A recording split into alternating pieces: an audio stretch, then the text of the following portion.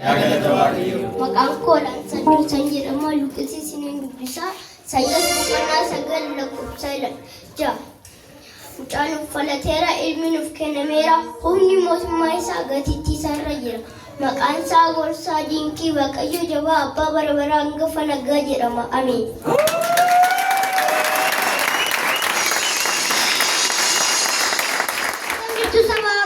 Nagaa galata Waaqayyo. Maqaan koo Addisuu Rammaqa Sidees Luqqisi. Roomaa 8:28 Waaqayyo warra si jaallatan karaa hundumaan gargaareetti isaan geessa. Isaan warra akka akeekasitti waamanidha.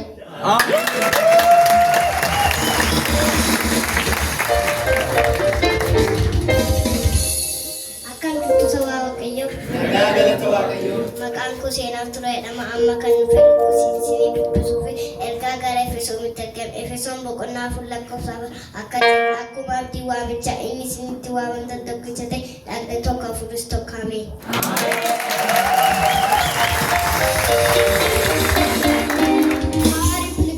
How are you people of God?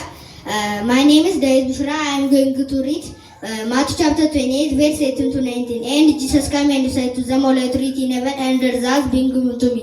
Go therefore and make disciples of all nations, baptizing them in the name of the Father and of the Son and of the Holy Spirit. Amen.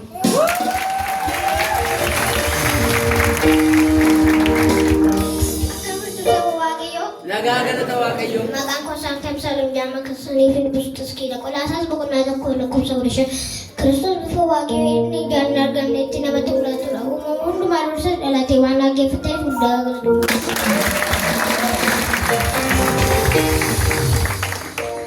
Akkam jirtu saba Waaqayyo. Nagaa galata Waaqayyo. Maqaan Garmiyaas Gazzuu jedhama. Luqqisiisanii fide. Wangeela Yohaannis boqonnaa 3 lakkoofsa 16. Waaqayyo akkasitti tokkicha ilma isaa amma kennaniif biyya lafaa jaallate. Kunis immoo isatti kan hundi nuyi maqaa isaa. Ameen.